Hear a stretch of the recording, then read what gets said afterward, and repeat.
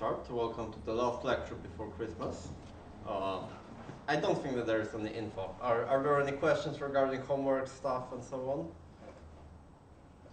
The third homework will be checked at some point during Christmas, hopefully. This will be a Christmas gift. Right, so during the last two lectures we were looking at this notion called uniform quasi-wideness in lower dense classes, so which was a nice combinatorial handle how to work with lower dense graphs. With lower dense graph classes we got some nice proofs that lower denseness is the same as uniform quasi-wideness. Then we derived a corollary game theoretic definition of lower denseness via the so-called splitter game. And we had some algorithmic applications. So this stuff that we did already highlighted some direction that is essentially now pursued in sparsity, of looking not really on sparsity itself, but looking at the direction of beyond sparsity. How do you call beyond? It's like that? Okay, beyond sparsity. So the idea beyond sparsity is that, well, we already understand quite well sparse graphs, and we have a lot of nice tools to work with them. But there are also graphs that you can derive from sparse graphs that are not necessarily sparse, but are somehow well structured.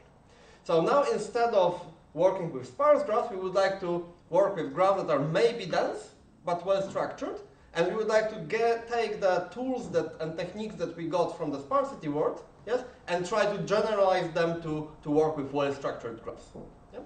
So there are two possible directions that you can try to push if you think about what beyond sparsity should be.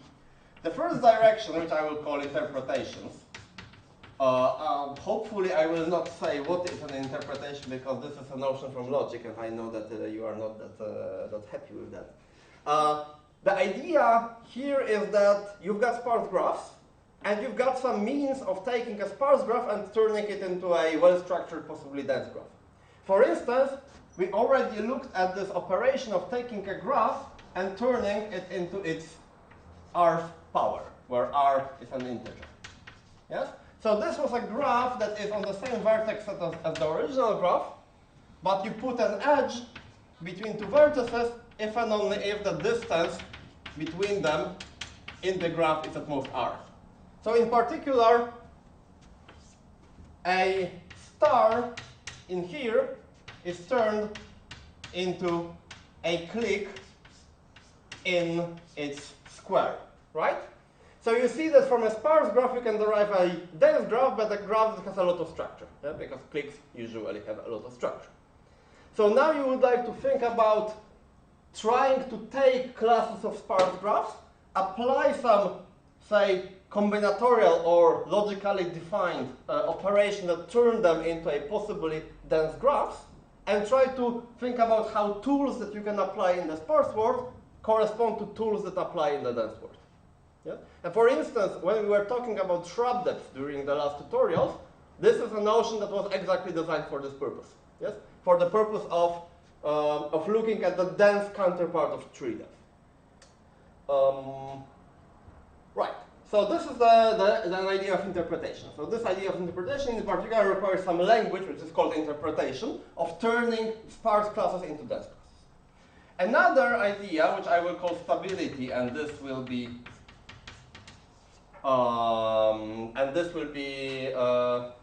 more substantiated later on during the lecture, is not to try to take sparse graphs and turn them into dense graphs, yes, but to look at the notions and the tools that we use, yes. For instance, uniform quasi-wideness, for instance, I don't know, splitter game, and so on, and think that here are sparse graphs, sparse classes, and to try to define sort of a more general concept of well-behaved classes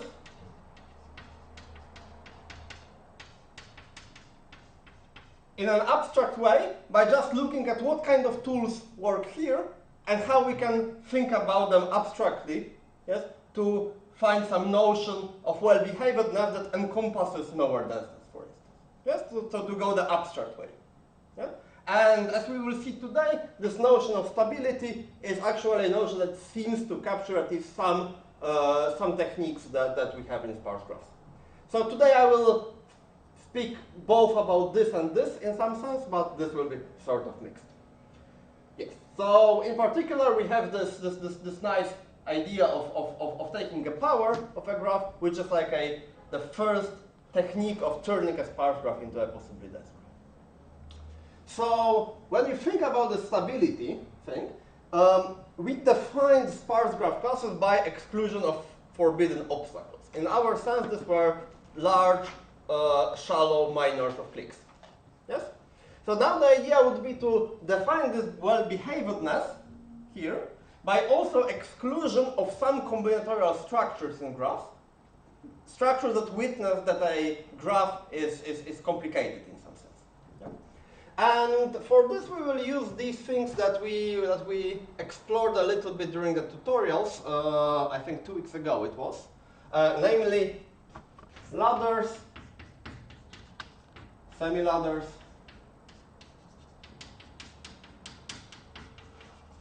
and connectors. Yeah, so as you will see, these are exactly like structures that should be forbidden in classes that we think should be simple for our theory that we are trying to build. So let's try to recap what we had during the tutorials, the definition. So both a ladder, semi-ladder, and a comma chink will be a pair of sequences of vertices. So let G be a graph. Yes? And I say that a pair of sequences, A1 up to AL and B1 up to BL, is a first comma chink if. So let me first draw a picture for you before I write the definition. So a comma chink looks like that. That here I've got AIs, A1, A2, AL. Here I've got B1, B2, BL. And the adjacency pattern between AI and BI is given by the inequality relation. So every vertex is non-adjacent to its pair. So A1 is not adjacent to B1, A2 is not adjacent to B2, AL is not adjacent to BL, but all the other pairs of AI and BJs are adjacent in the graph. So it looks like that. What else? I hope I drew all. Yeah, so this is a comma chink. Yeah? Note that I do not specify what is the adjacency between AIs, and I do not specify what is the adjacency between the BIs. So it's a comma chink if AI BJ is an edge, if and only if I is not equal to J. So this is a comma chink. It's kind of a thing that can appear in a graph. Another thing that can appear in a graph is a ladder. It's a ladder if, well, again I draw a picture first. But this is probably the most important picture because the ladders will be the most important obstacles that we will use.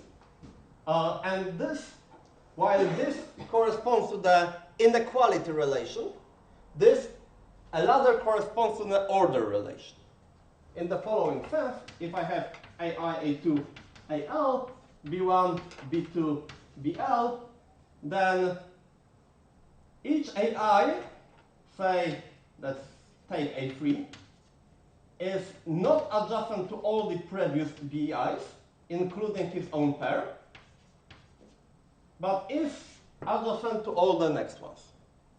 So A3 will have connection pattern like that. A2 will be not adjacent to B1 and B2, but will be adjacent to B3, B4, and so on up to BL, and so on and so on. And this guy is not adjacent to any.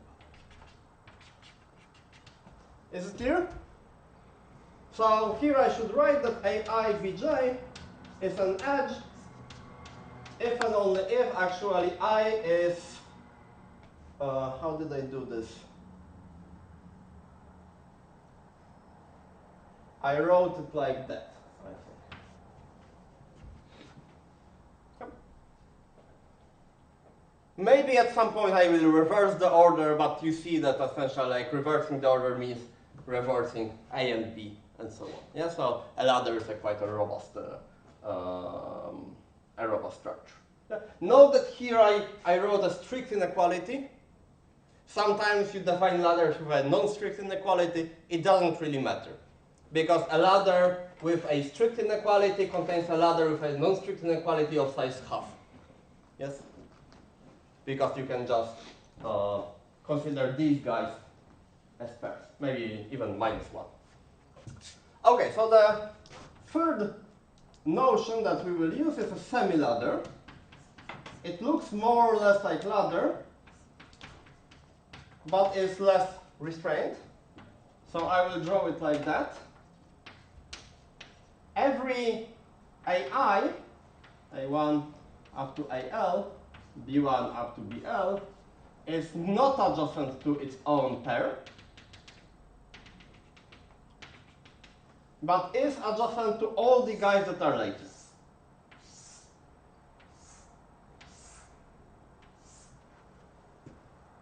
So what's the difference between here and here? Here I said he is not adjacent to its own pair, and it's adjacent to all the later guys, but I did not specify what happens, for example, between A3 and B1. Yeah? Here might be an edge, might not be an edge. I do not care. So this is a semi-ladder of length L. So if AI, BI is not an edge, but AI, BJ is an edge if I is more than J. So is it clear what's that? Yeah? This is just a recap of a definition that we had on tutorials 2 weeks ago. So a few observations about those structures. So observation number 1 is that like ladder and the co-matching is a special case of a semi-ladder. Yeah? So every ladder and co-matching and a co-matching is a semi-ladder. Yeah, it's just that in ladder we additionally specify that these guys going back are not present. In a co-matching we specify that these guys going back are present. So we can define now for a class of graph C a, say, co-matching index of the class C is the largest length of a co-matching of graphs in graphs from C. Yeah? So I look at all possible graphs from C, I see how large co-matchings I can find in them, and the co-matching index is the supremum of those. It can be infinite if you have arbitrarily large co-matchings in your graphs. And same for ladders, same for semi-ladders. Yeah, so we have a ladder index and semi-ladder index as a class of graphs. Yeah? Note that here I've got only adjacency relation. During the tutorials we were looking at the relation distance at most r, and this will, I hope, be resolved when will be getting more towards stability. Okay, so this is the definition of matching index and co-matching index, and one additional observation that comes from here that we did as an exercise during tutorials 2 weeks ago, actually you did it during those tutorials, is that, so lemma, so a class of graph C has finite semi-ladder index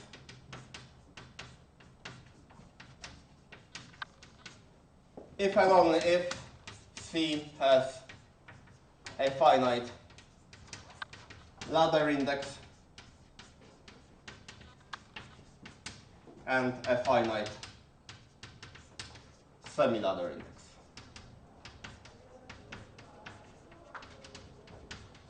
Finite ladder co-matching index. Yeah. So this is a corollary of this observation there that essentially, I will prove it in a moment, that boundedness of semi-ladder index is the same as boundedness of both those indexes at the same time. Yeah? So one direction is trivial. Yeah, one direction, if I have, say, semi-ladder index of C is at most k, this implies by this observation that the ladder index of C is at most k, and the co-matching index of C is at most k. Right? Because, well, if I had a longer co-matching, then I would have longer semi-ladders in particular, because a co-matching is a semi-ladder. Right? On the other, so this is implication from boundedness of this to boundedness of this. So this is this implication. So now the other implication, for this we use a simple application of Ramsey's theorem. Yes. So suppose that I've got a semi-ladder of length, say 4 to the k.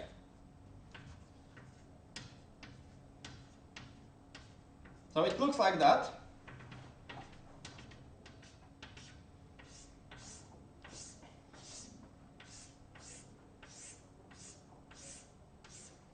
And let me look at let me look at the ranks of the semi-ladder. So a rank of a semi-ladder is this pair of vertices AI and BI. So this is a rank. Do you know what does it mean rank in Polish? Szczebel. Right. So let me look at those ranks, and let me create an auxiliary clique on those ranks, where I put, say, a blue edge between two ranks. If I have here an edge like that, from this BI to this AJ, the one that is not specified in the semi-ladder, and I put a red edge between these two ranks if I here have a non-edge. Yeah? So now if I had a semi-ladder of length 4 to the k, by Ramsey, I have a clique, I have a blue or red clique of size at least k in this auxiliary graph. Yeah? Because 4 to the k is the Ramsey number kk. And then if I have a blue clique is a co-matching of size of length k, and the red clique is a ladder of length k. Right? Because if I have a blue clique, then all the other edges are going that way. Yeah? So I have specified that actually only the non-edges are between the corresponding pairs. And if I have a red edge, that means that all these edges are specified to be actually non-edges. Yeah? All these pairs are specified to be non-edges. So this means that if I had a class that had infinite semi-ladder index, this means I've got arbitrarily large semi-ladders, which means that either I've got arbitrarily large ladders or arbitrarily large co-matchings. Yeah? Because each semi-ladder of length 4 to the k gives rise to one of them. Yes? Good. So this was this proof. And why did we speak about these ladders and semi-ladders at all in the first place, if we are doing sparsity? And this is because we had this nice theorem or lemma that was announced during the tutorials. We did it sort of for co-matchings. I said the hand wave that the proof actually works for semi-ladders in general, but this was hand wavy, so I wanted to do it properly during today's lecture, because this is an important fact for the theory. So the fact that I will now prove is that if C is nowhere dense and R is an integer, then the class of powers of graphs from C, so C to the R, which is exactly the class of all R powers of graphs from C, has bounded, has a finite semi-ladder index.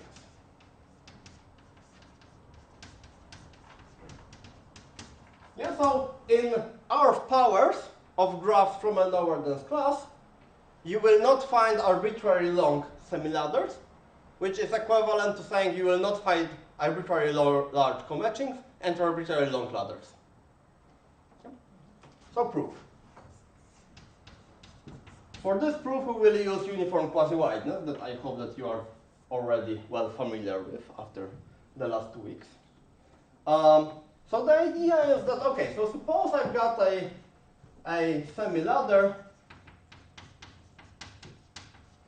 A1, AL, B1 up to BL. Yeah, let's draw it.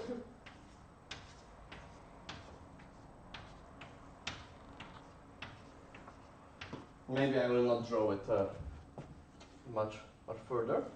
So the idea is that suppose we've got such a semi-ladder for a large L. Yeah, so L at least something. I will write something here later on. And now we want to arrive at a contradiction. Yes? So because C is nowhere dense, this, by what we did 2 weeks ago, implies that C is uniformly quasi-wide. Right? So for this uniform quasi-wideness, I've got some margins as R. These are the numbers of vertices I need to delete to have many vertices for radius R. Yes? And I've got some functions, those wideness functions and R, that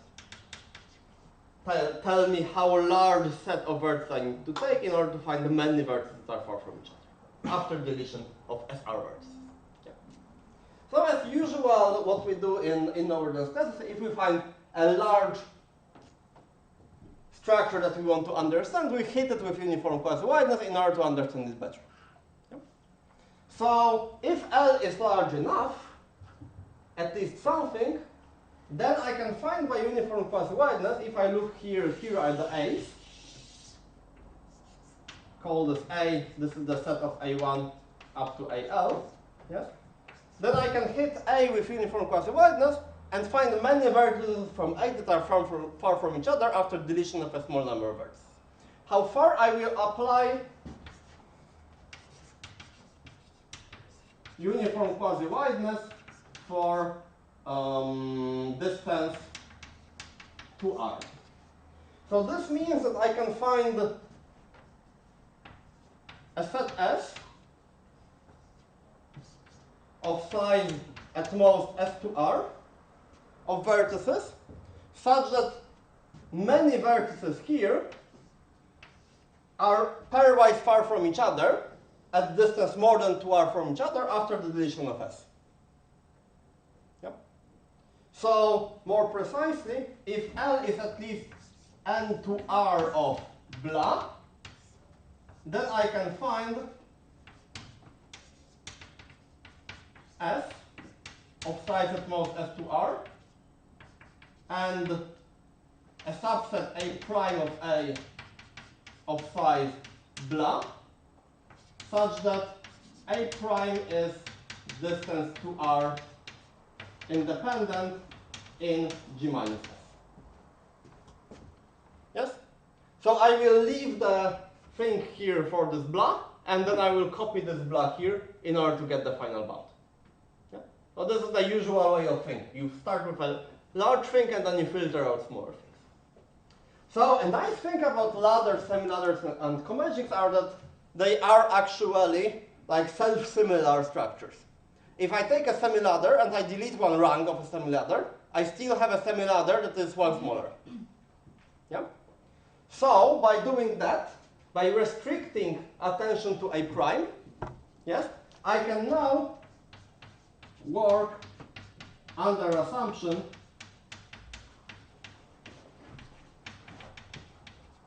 that this holds. Yes? That all the guys in here are distance to R independent after the deletion of S. Yep.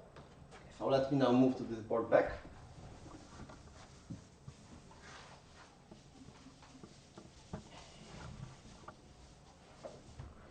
So now what we have is that we assume that A is distance to R independent in G minus S. And this is because I restricted my semi-ladder to A prime that I derived from uniform quasi-Whiteness, to those rugs. Good. Okay, let me apply another filtering step. So now let's classify vertices of A according to distance R profiles on S. Yeah, so for every vertex of A, yeah, now this A is independent, I have some distances to S. Yes? Maybe from this guy I am at distance 10, maybe from this guy I am at distance 5, maybe at this guy I am at distance larger than R, which I write by infinity.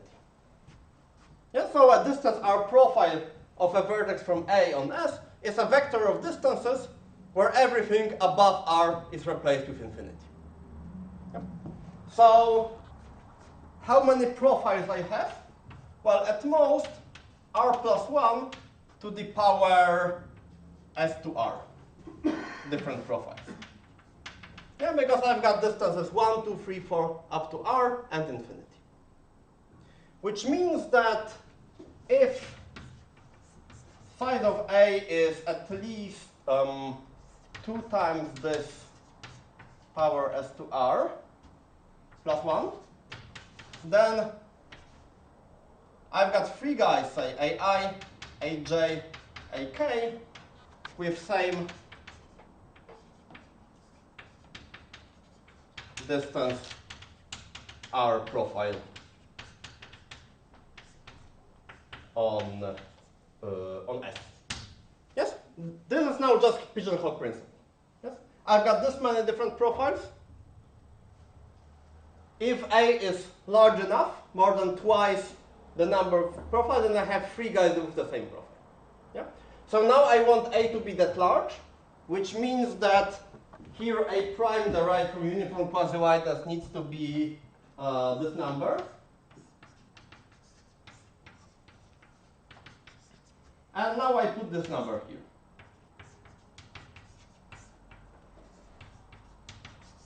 Yeah? So this will be my final bound on the length of semi-ladder that I will get. So I go back here, and from the existence of these 3 guys with the same profile, I want to have a contradiction.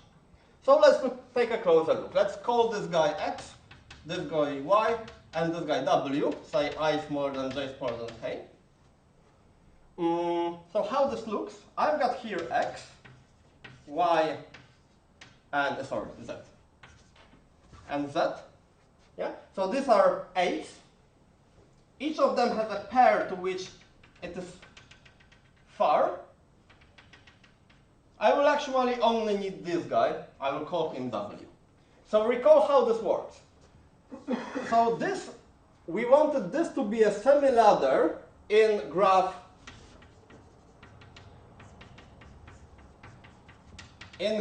G power R, which means that the distance between W and Z is larger than R, because we wanted this to be a non-edge in the R power.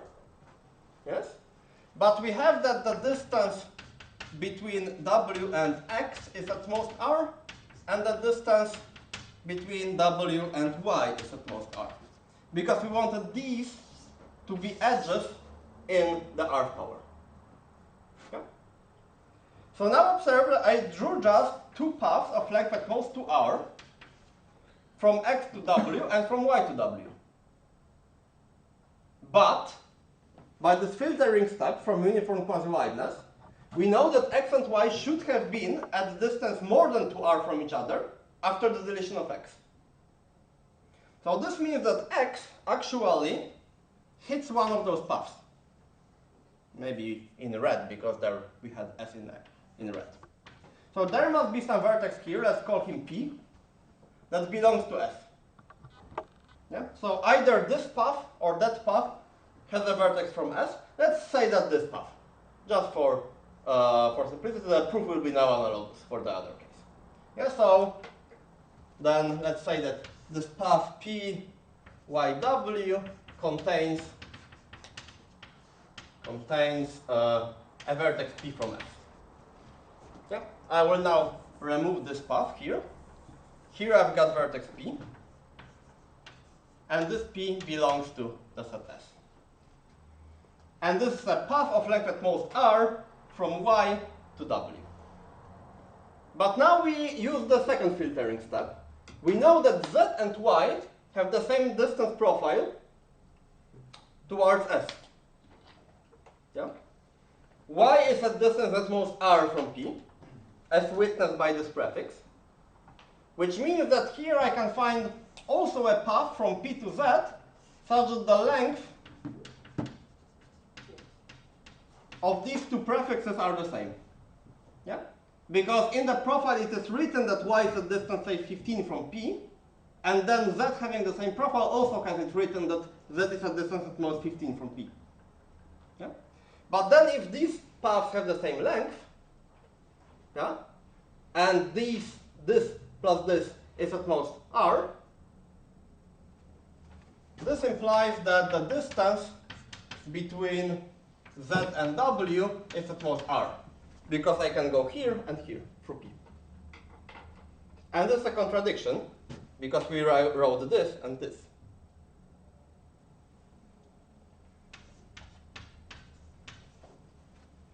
Good. So this is a classical usage of uniform quasi-whiteness where we dig structure up to a contradiction, thus witnessing that I do not have a too complicated structure in my graph.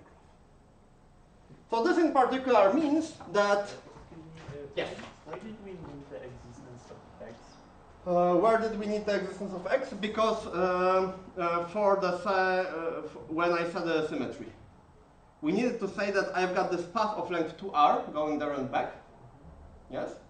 Which was then I needed this path needed to be cut by S.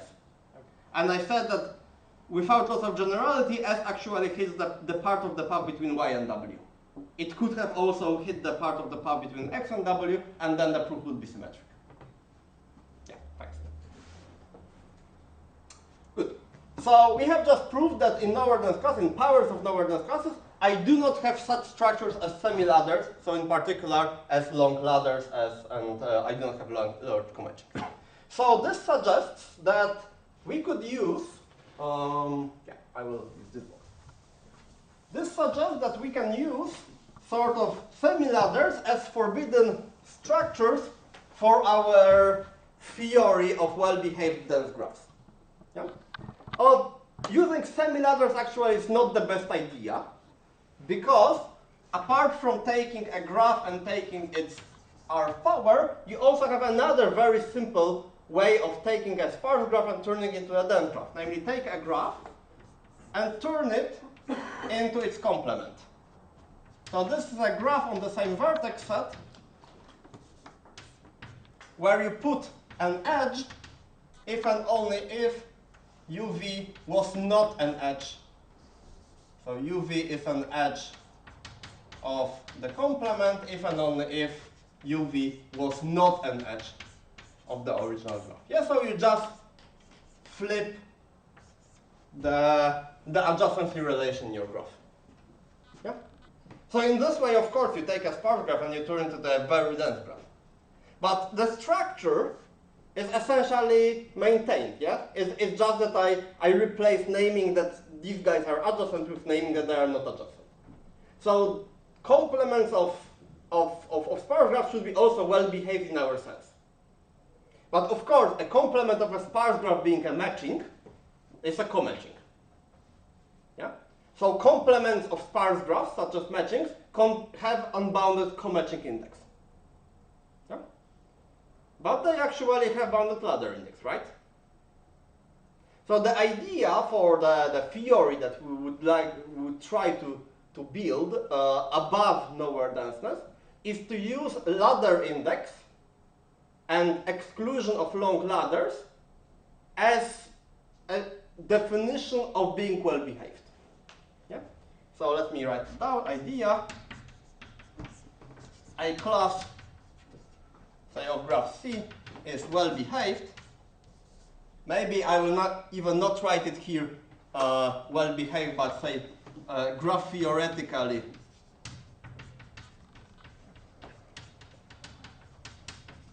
stable if it has a finite ladder index. And we write here graph theoretically stable because we are essentially so far working only with graphs and with ladders as witnessed by the adjacency relation. So this is just an exclusion of some structure in your graph. Okay? And this would be our definition of well-behaved. Actually, in the stability theory, we work with stability instead of graph theoretical stability, usually. So let me now define what does it mean that a class is stable. And for this, well, the idea is that we have here two notions of turning a graph into another graph. One notion is taking a power, another is a complement. Yeah? So we would like to have a language for taking a graph and turning it into another graph. Yes? That would be somehow robust and that these two operations would encompass. So as usual with trying to be more abstract in defining what does it mean to take something and turn it into something, we will resort to the language of actually logic and first order logic in particular. Yeah. So for us, so now we will work with formulas. So what does it mean that a formula is stable on some class? So definition. So suppose I've got some class C class of structures, class of relational structures.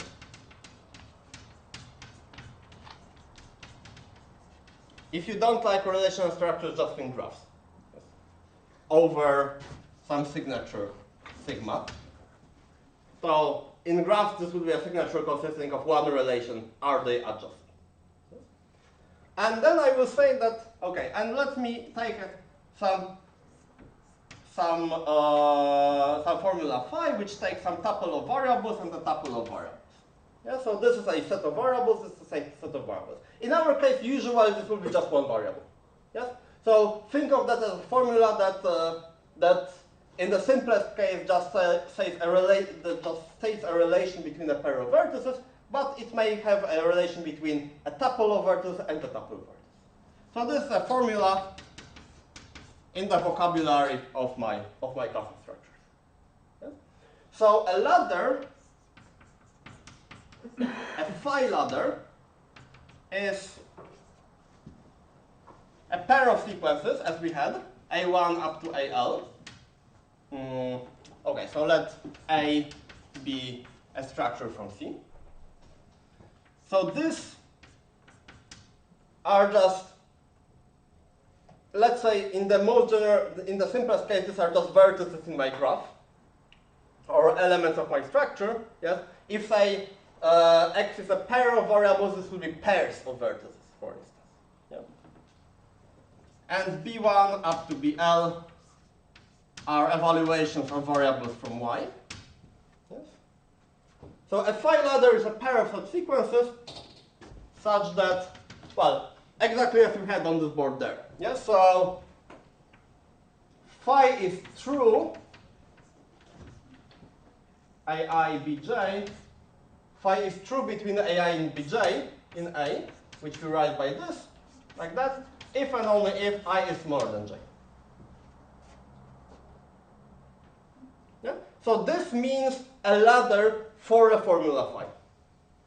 So for instance, a ladder in the graph G to the R, what would it be? Which formula I would need to take? Just being adjacent. Just being adjacent? Where is R?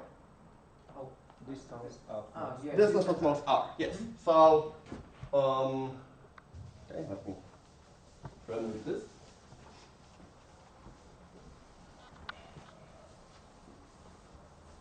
So example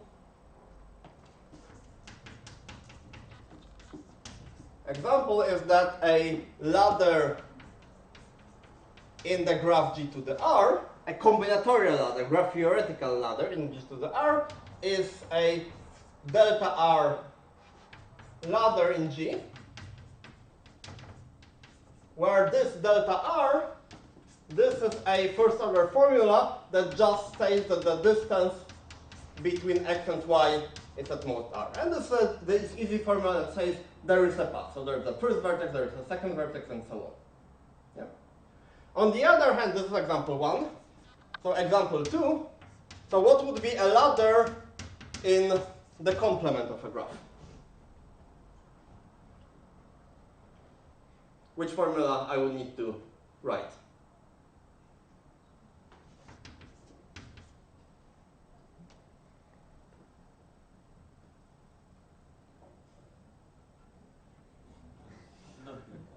Yeah.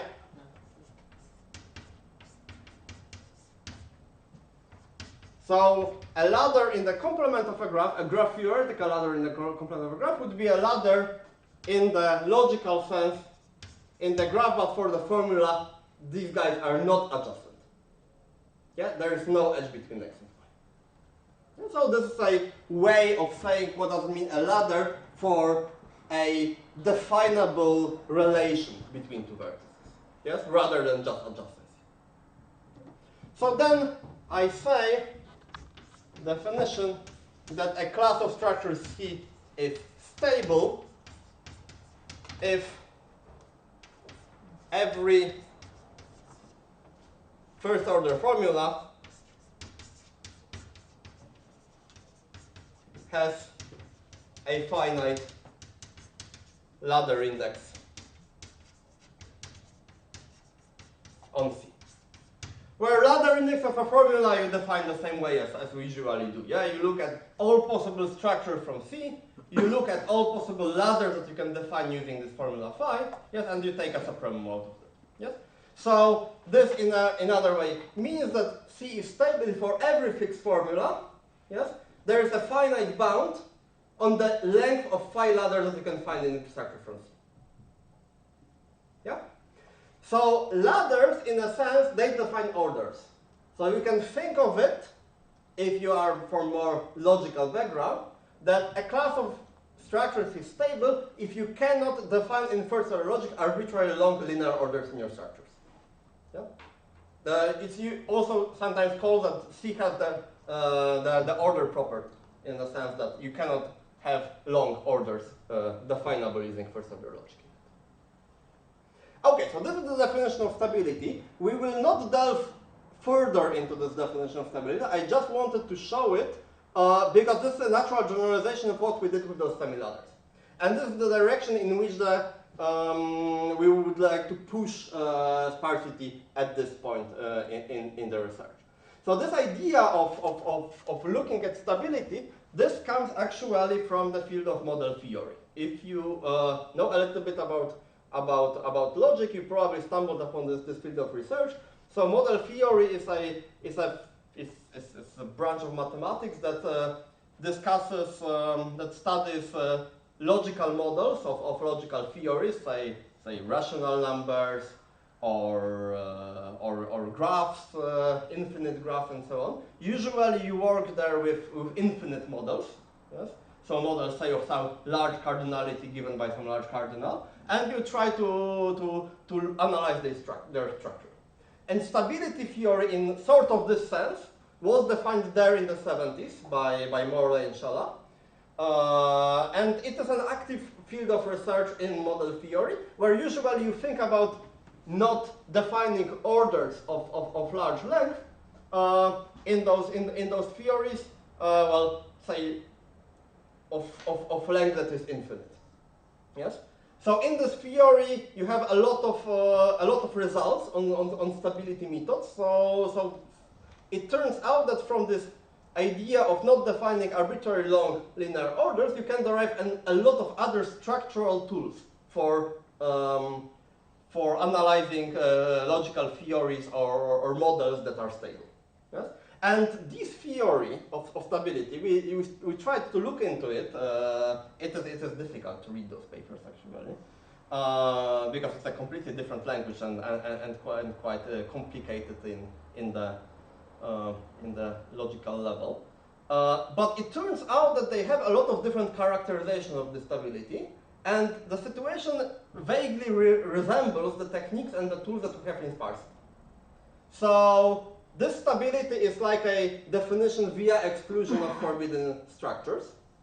There is another equivalent definition of stability in terms of so-called number of types, which is a direct analog of the neighborhood complexity from sparsity. So there is the same definition is analogous there, in a sense. There is the definition called indiscernible sequences that is sort of like uniform quasi-wideness. Yeah?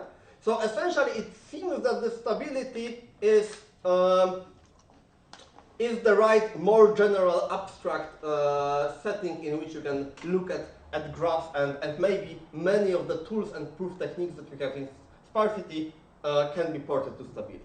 So in particular, we've got this theorem that we will not prove here because, well, we would need to look at every possible first-order formula to prove this theorem. But if C is a subgraph closed class of graphs, then the following things are equivalent. C is nowhere dense if and only if C is stable. In this sense. So if about your class of graphs you assume subgraph closeness, then stability in this sense essentially projects to nowhere densities. Yeah? So this would be a proper generalization of nowhere denseness and our work in sparsity. But of course you have stable classes that are not necessarily nowhere dense. For instance, we can actually prove that a proposition that if C is nowhere dense, then the class of R powers is stable and the class of complements is stable. So these are classes of not necessarily sparse graphs. They may be dense, yes, but they still retain the structural properties given by stability. Okay? So the proof of this proposition is actually very simple. So let me look at a, say, phi ladder in some g to the r, a graph from the r power of the class C. So this phi ladder is actually a, say, phi prime ladder in G, where this phi prime is just phi with every adjacency check replaced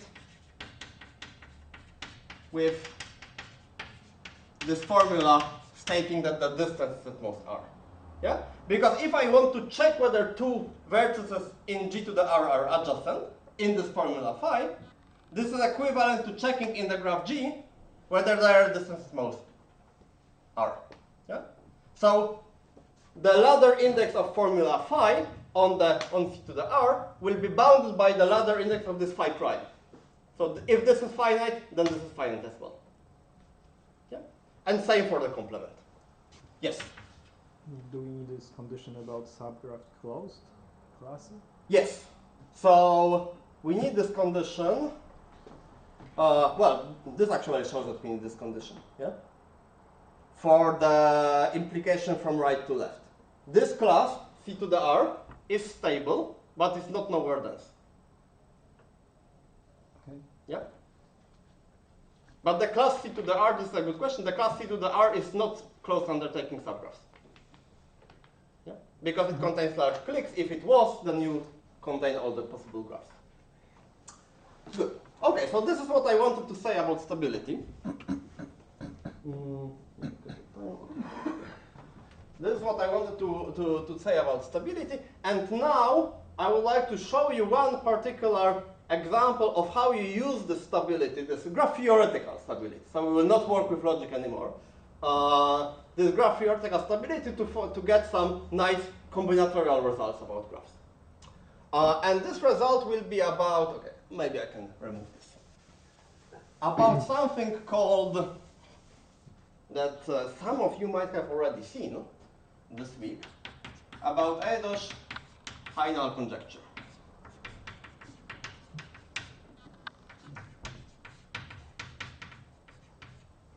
And powers of sparse graphs. So Alleles final conjecture is a conjecture about Runway numbers. So we already have seen that the Runway number of kk is, well, it's at most 4 power k. In the following sense, if I take a clique of 4 to the k vertices, colored with 2 colors, I find either a clique in one color of size k or a clique in another color of size k. Now if I interpret as colors as having edge or non-edge, this means that every graph on 4 to the k vertex either contains a clique or an independent set of size k. Or differently, so n vertex graph has, say G, has either an independent set of size at least half log n or a clique of size at least half log n. Yeah? That's by just putting n to be equal to 4 to the k. And in general, this is tight. So if you take G as a random graph where you put an edge with probability half, and do not put edge with probability half, then with high probability, the independence number of G will be bounded by 100 log n, and the clique number will be bounded by 100 log n. So a random graph with high probability has this Runway numbers, has this independence number and clique number around log n. Yeah? So now the idea is, what do you need to assume about a graph so that these Runway numbers are not logarithmic but polynomial? So the conjecture of Alleles and final, and this is a well-known and old conjecture in graph theory, is that for every graph H, this is a fixed small graph. If you look at, there exists a positive delta, delta H, such that every H-free graph, so a graph is H-free if it doesn't contain H as an induced subgraph. So for example, a C5 free graph is a graph where you cannot find 5 vertices that are that induce exactly the 5 cycle. Yes? So every H-free graph on n vertices has a clique or independent set of size at least n to delta. Yeah? So this is, observe this like polynomial in n. Yeah? N to say 1% rather than logarithmic. Yeah? So this is a conjecture that is widely open. It is verified for all the graphs up to 4 vertices. And it is open for the frontier is now a path on 5 vertices and a cycle on 5 vertices. For those graphs, this is widely open. Yeah? So now what we will prove, theorem, is that if C, a class of graph, has a finite ladder index, yeah, in the graph theoretic sense, there are no long ladders, then C satisfies the Alleles final conjecture. In the sense that there is a delta for the class, such that every n-vertex graph in the class either has a clique or an independence of size at least n to delta. So in particular, because we already asserted that, say, powers of lower dense classes have bounded ladder index, powers of lower dense classes satisfy the Alleles final conjecture. Yeah? So this is what we will prove now. And okay, so now maybe on this board. So the proof will be actually very funny. There will be a very slick combinatorial technique in the proof. So the idea is as follows. So what we will actually prove, so a lemma that I will prove is that, say that k is the ladder index of my class. Yes, so the longest length of a ladder in my class. Yes, then I prove that if G is a graph from my class and the number of vertices is larger than, say, a plus b power 2k plus 2, then I will have a clique of size A or independent set of size B. This is the technical statement I will prove. Note that this implies the theorem for delta equal to 1 over that. Right? Roughly. Because then I will put here, like, if this needs to be n, then A and B will be like n power 1 over 2k plus 2. Yeah, so the lemma implies the theorem. Okay, so we need to prove this lemma. And I will now define a process that will construct some combinatorial structure, and this combinatorial structure will be a binary tree on all vertices of my graph. Is everything okay? Okay. Let me continue. So I start with an empty tree. Like, so far there are no nodes. But think of it as a placeholder. There will be a tree here. I take first vertex of my graph. I put it in the root of my tree. I take the next vertex of my graph. I sort of insert this vertex here. I have in my hand one vertex of my graph. I have here this vertex at the root. And I check, are these two vertices adjacent or not? If they are adjacent, I go to the left. And if they are non-adjacent, I go to the right. And I try to put this vertex there. So more precisely, at every point I will see a tree looking like that. So what I do, I take a vertex, I compare it with the root. If it is adjacent, I go to the left. If it is non-adjacent, I go to the right. Then I compare it with this guy. Again, adjacent, I go to the left. Non-adjacent, I go to the right. And so on. So like a binary search tree in a sense. Yes? And so on and so on. At some point, I will go out of the tree. And then if I go out of the tree, I put it there as a new node. Yeah? So is the process understandable? So in this sense, I created a tree. So from a graph G, I created this tree called tau. This is a tree on the same vertex as the graph. Yes, where I put these vertices according to this procedure in an arbitrary order. So I've got this tree. Maybe I'll draw it further.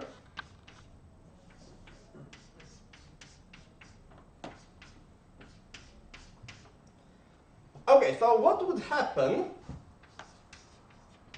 What would happen if I have, if tau has a branch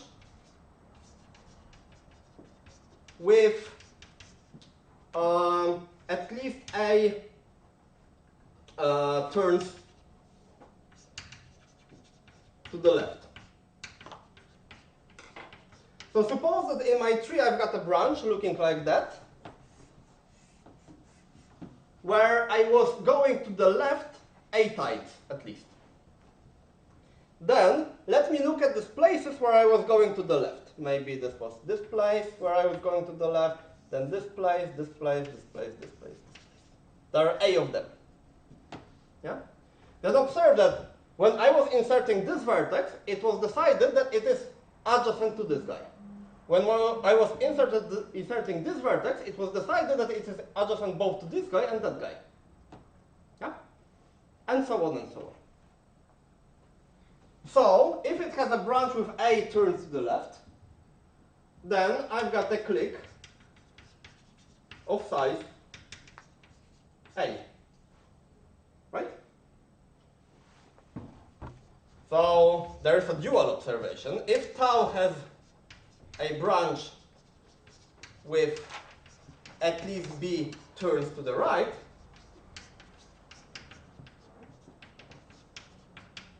then I've got an independent set of size b. Right? Okay, so far so good. But for this observation or this observation to kick in, we need a really long branch in this tree. Yeah? So now I will prove the following nice fact about this tree.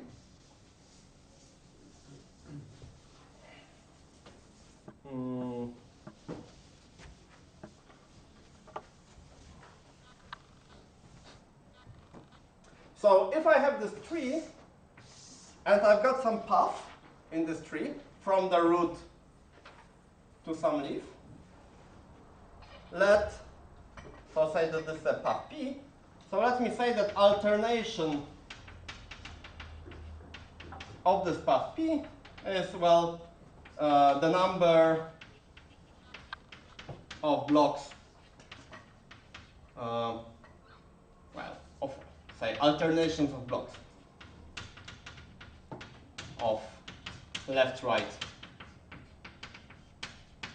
blocks on P. So what do I mean by this? The path goes first to the left, then goes to the right, then there's a block of going to the left, and there's a block of going to the right, and so on and so on. Yeah, so a block is like maximal consecutive block of going to the left, or maximal consecutive block of going to the right. Yeah? So this is an alternation of P. I claim that no path has alternation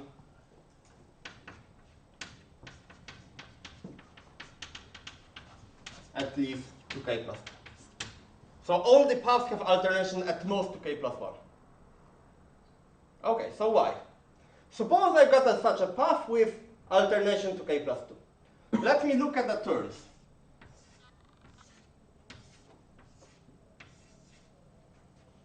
Okay, with which guys this vertex is adjacent? Yeah? Actually, with none. Yeah? Because all these guys were inserted into the right subtree of him. Yeah? So he is not adjacent to this guy, not adjacent to this guy, not adjacent to this guy. With which guys this guy is adjacent? Well, it is adjacent to this guy because he was inserted in the left tree of him. But he is not adjacent to this guy, nor to this guy, because they are in the right subtree. What about this guy? Well, he is adjacent to this and this, because he is in the left subtree of them, but it's not adjacent to that. Okay, maybe another turn to make it clear. So again, this guy is in the left subtree of that, in the left subtree of that, and in the left subtree of that. So he is adjacent to all of them, but it's not adjacent to this guy, because this guy is in the right subtree. So what's that? A ladder. This is a ladder of length k plus 1. So alternation to k plus 2 implies a ladder of length k plus 1, which in turn implies contradiction. Yes? Now this is a little bit magical because now we have like ladders in this tree, in this decision tree, correspond to alternating paths.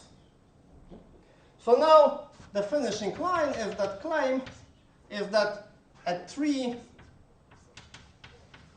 of height,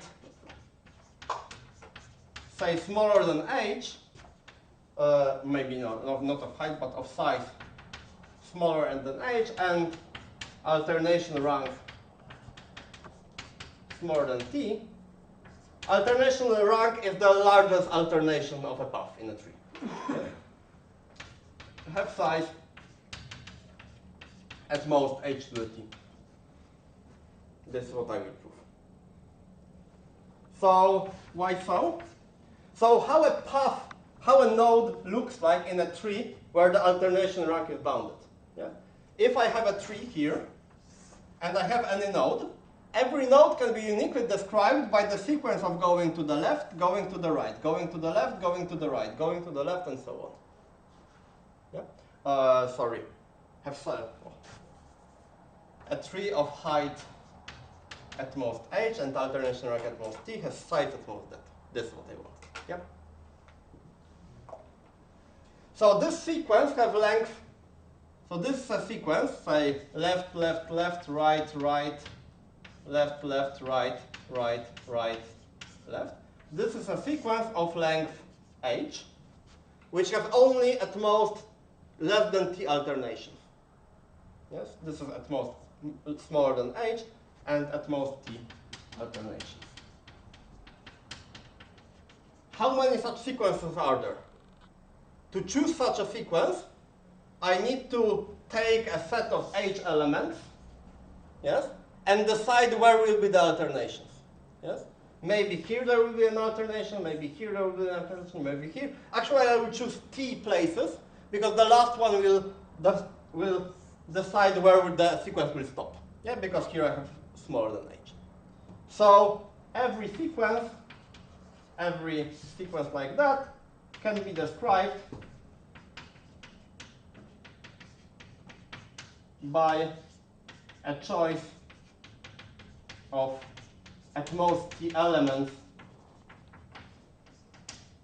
from the set 1 up to h. Yeah? What about an initial direction?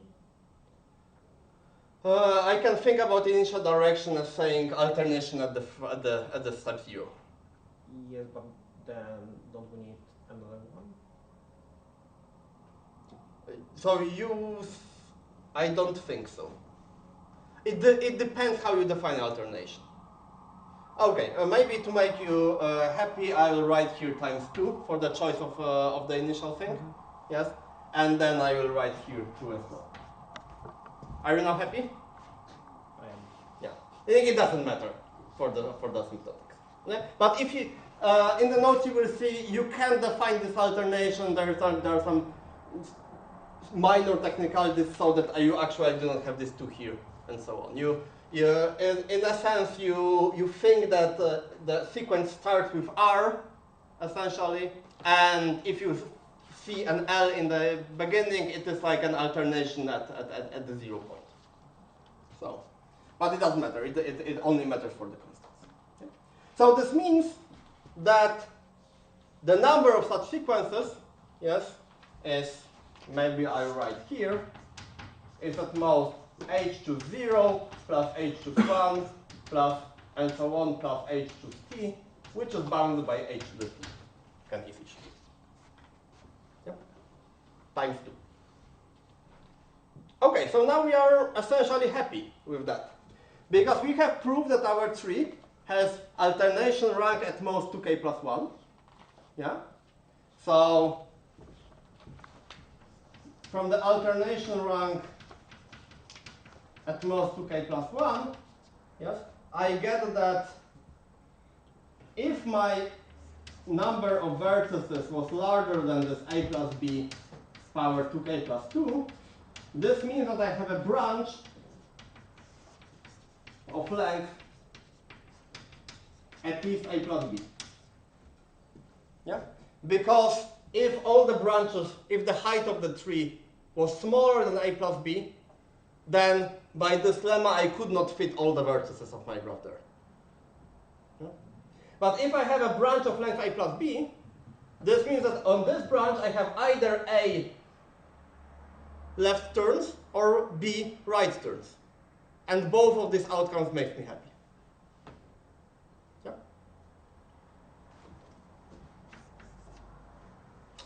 Right. So this is the proof of this Erdos-Scheinel conjecture for classes with bounded ladder index. So for instance, for powers of sparse graphs. It has this nice decision tree idea inside. Yeah, this was crucial for the proof. This decision tree idea is a direct translation from a proof technique from model theoretic stability. So they have proofs like that with this branching tree. Usually this tree has depth bounded by some cardinal kappa deconstructed by profinite induction, and so on. But you can look at this, you can understand the proof, and you can translate it to the finite to have such a nice combinatorial proof.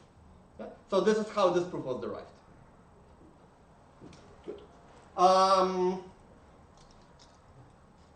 Yeah, and using essentially a very similar proof technique with the decision tree, you can show that these bounds in uniform quasi-wideness are polynomial. Maybe we'll do during the tutorials. We will see whether we have time. Yeah, but essentially it's the same idea of this decision technique. This decision tree technique is essentially an idea how you turn Runway numbers from exponential to polynomial, as explicitly made it clear in the Erdős-Feynman conjecture.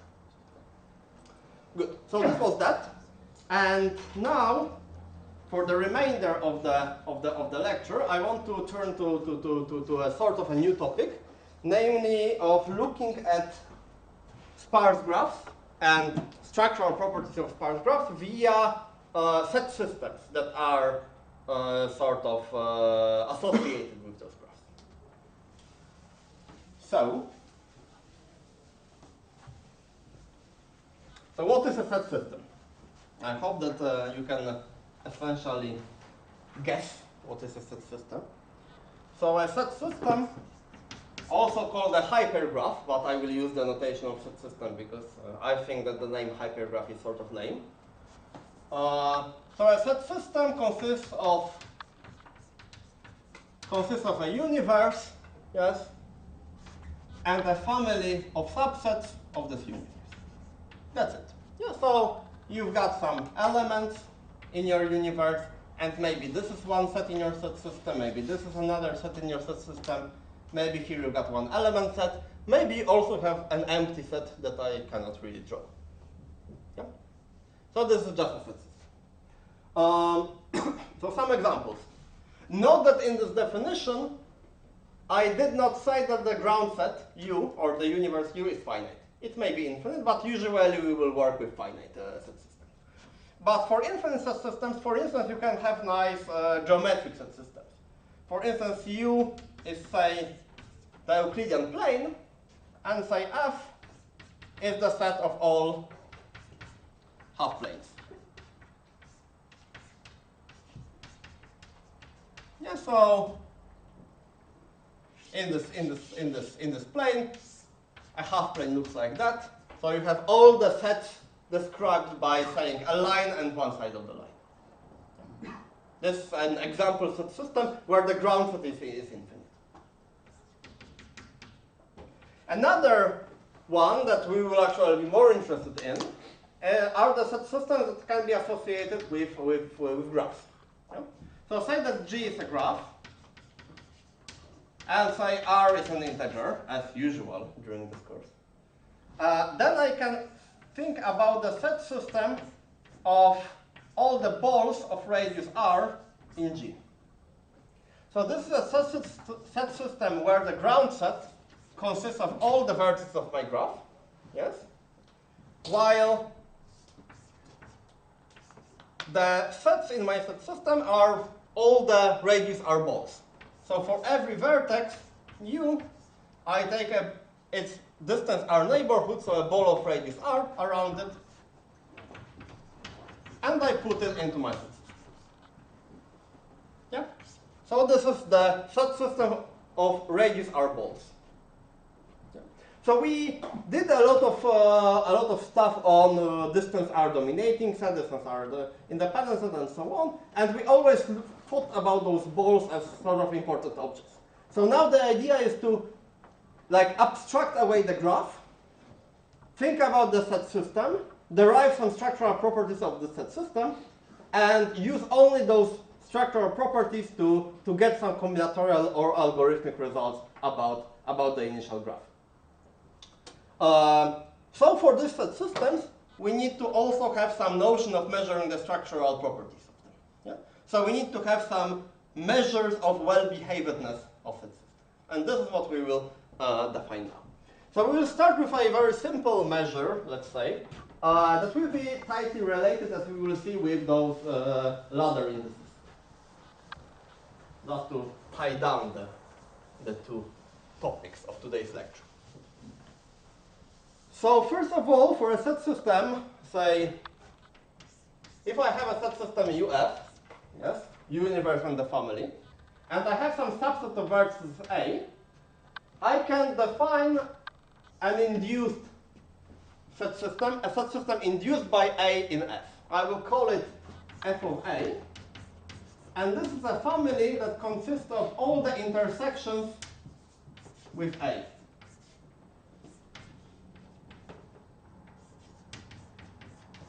So I take all the guys from F, I look at their sort of traces on A, so how they intersect A, and I look at all the set system considering all possible traces.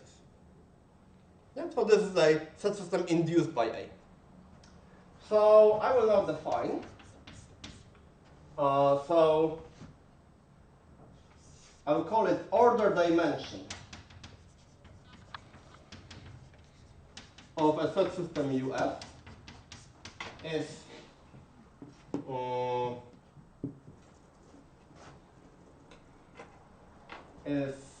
supremum over all subsets of the length of the longest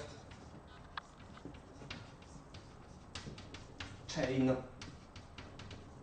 in F of A. So what do I mean? F of A is a family of sets, right? So this family of sets, well, it can be partially ordered by inclusion. So if I look at this partial order, it has some like depth. In the set, by depth I mean here the longest length of a chain in it. So the order dimension of a set system is the largest length of a chain, but not only in this whole set system, but also in every induced set system. So this is the order dimension. Why is it better to take supremum than just take A to be equal to U? Why is it not equivalent? It makes the lemma that I will write here true. So in a moment I will define that order dimension is equivalent to something else, and then it will become clear why I do this. Yes? If this supremum is infinite, do we look at the specific cardinality of it, or we just say that it's infinity? It's infinity then. Yeah, because, right, if U is finite, then of course it's a supremum over a finite set, so it is always finite. Yeah? If U is infinite, then of course it's going to be infinite. And of course the order dimension of a class of set systems, yes, is the supremum over all the members. Yeah? And this can be infinite always, if the class is infinite.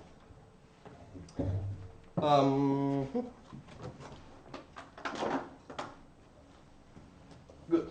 So the lemma that I wanted to prove, but I think I will skip it. I will leave it for the exercises because I want the more important lemma to prove in the remaining 10 minutes, is that say a class of graph C has a finite ladder index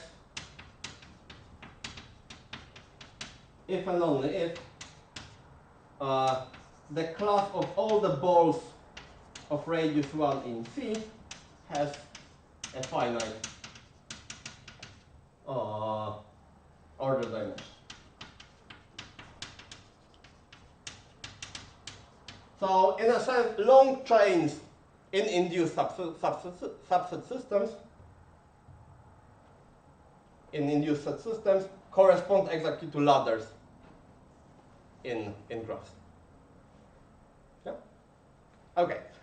We will leave this lemma for now. We'll look at it during the tutorial. Actually, I guess it's a good exercise to get accustomed with the definitions. Yeah. So we see here that this order dimension corresponds to the ladder index, but we will look more closely now and during the next lecture in particular about a different measure of the complexity of a set system, which is called the VC dimension.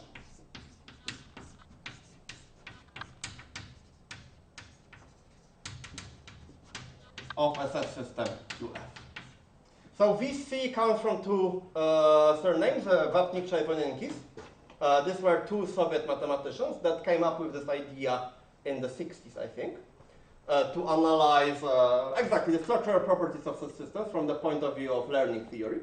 But it has like counterparts in model theory, in combinatorics, and so on. This is a widely used concept, and I've heard that actually it is like the #1 structural property for systems of sets used in machine learning. So if you are interested in machine learning, maybe this is something that you can listen to. Good. So what is a VC dimension of a set system? This is the largest size of a subset of the universe shattered by F. What does it mean that a set A is shattered? So A is shattered by F if F of A is the power set of A. So more precisely, more intuitively, what does it mean to be shattered? It means that all possible subsets of A can be described as intersections of somebody from F with A. Yes? So F leaves all possible traces on A. Yeah? So here in the order dimension, we only restricted the length of chains in this induced subset systems. Yes? In here, I just say that there are no large power sets. Yes? As induced set systems. Good. So in particular, bounded order dimension implies bounded VC dimension. Right? So we have actually proved that the set systems of balls in lower dense classes have bounded order dimension by this lemma there, and by the exclusion of long seminar. So in particular, they have bounded VC dimension. And the main lemma that is about VC dimension is this thing called Sauer-Schaller lemma.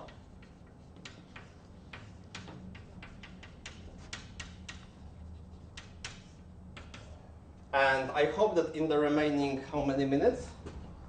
0? No, 7 minutes, I will be able to state it and prove it. And this is quite surprising at first glance. So if say that UF is a set system, so it's a set system of VC dimension at most D, so of bounded VC dimension, then the size of the family is at most, I will write it like this. Let's say that the size of the universe is finite and it is n. And then the size of the family is at most n choose 0 plus n choose 1 plus and so on plus n choose d, which in turn is bounded by 1 plus n to the d. So this means that if I have a set system, in general, a set system over a universe of size n can have size exponential in n. I can have many sets, exponential number. But this lemma says that if I have a bound on the VC dimension of the set system, then actually the number of different sets in my set system is only polynomial, n to the d. Yeah? So this is like #1 tool for this analysis. A bound on the size of a set system gives me a bound on the number of sets in it. Okay, so this is our Shell lemma, and now I will prove it on this board. For a long time, I thought that this proof is so magical that I don't know how anybody can come up with it. It will be very short, but it will be very tricky. But then we actually gave it as a problem for high school kids during the Math Olympiad camp, and they did it. So, so I think that actually it is doable. Right. So the claim, the main idea of the proof is to prove the following. So the claim is that a family F shatters at least size of F differences.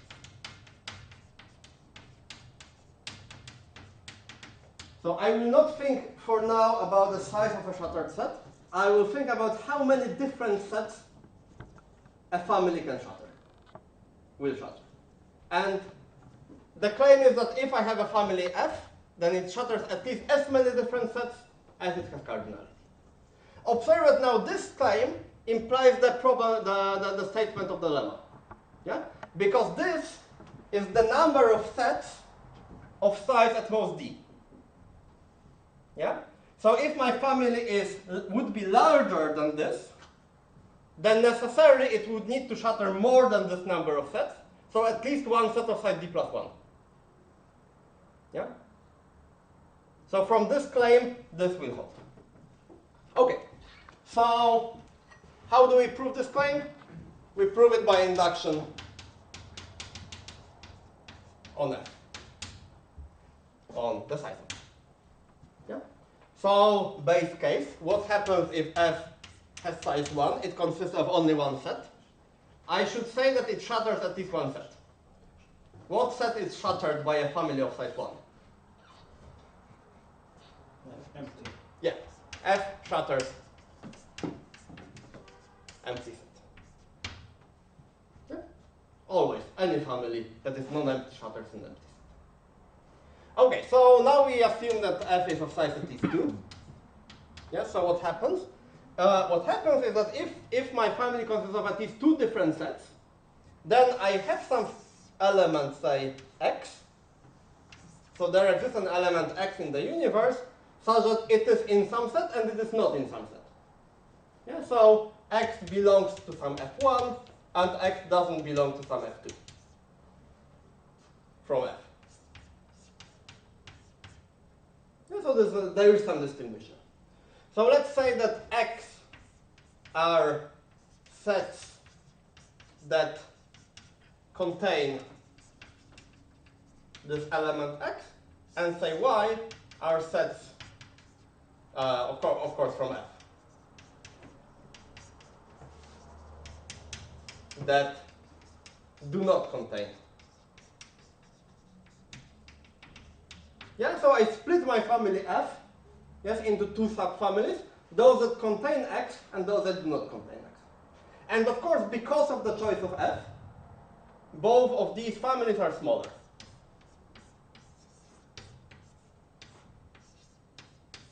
Yeah? So if they are smaller, by the induction hypothesis,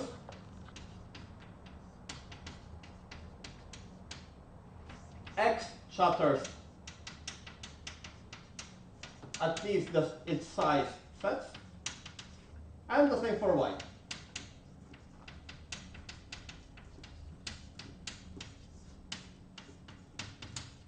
Yeah, so they in total shatter at least their sum, and we are done. Are we?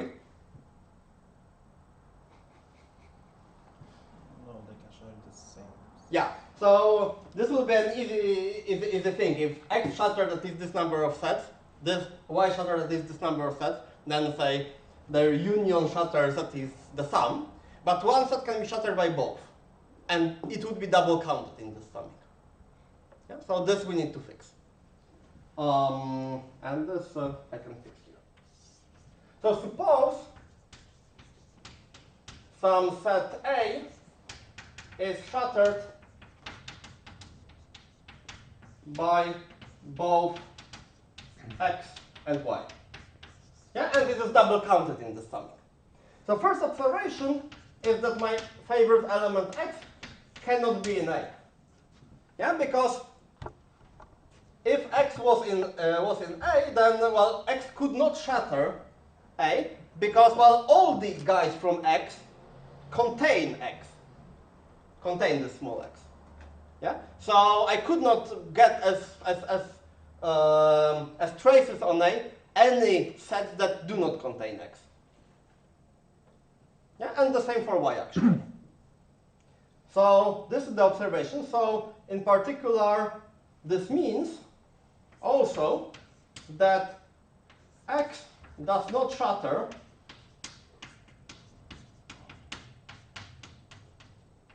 A union x, well, because this is a set that contains x, so it cannot be shattered by a set system that all of whose members contain x, and also y does not shatter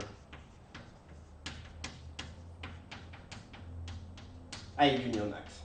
Because all guys from here do not contain X. Yeah? So I cannot see traces that contain X. But X union Y, also known as F, actually shatters A union X. Because X contains all possible traces on A, plus the guys from X contain this element X, while Y contains all the possible traces of Y extended by not containing X. Yeah? So if A is shattered by both X and Y, then A union X is shattered by neither of them, but is shattered by their union. Yeah? So this means that if A is shattered by this, then I have also this funny set that is shattered by F, but was not counted in this sum. Yeah? It was counted neither here nor there. So for every element that is double counted, I have produced another set that was not counted at all. So this contributes to the actual summing of those.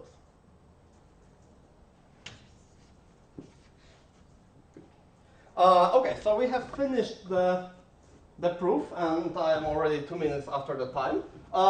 During the tutorials, we probably will get some corollaries of this sour shell lemma for the lower dense classes. In particular, one of the corollaries that you can derive is the bounds on the neighborhood complexity in lower dense classes. Because we already know that the VC dimension of the subsystems of balls, yes, in lower dense classes have bound VC dimension. And observe that now we immediately have polynomial bounds on the neighborhood complexity in lower dense classes. Because if I look at all possible neighborhoods in a set A, distance are neighborhoods in a set A, this is exactly the set system induced by A in the set system of balls. Yeah? Since it has bounded VC dimension, it has polynomial size. And this is just a polynomial bound on the neighborhood complexity in lower dense classes. Okay, so we will come back to this during the tutorials, and yeah, that's it. Thank you for the lecture.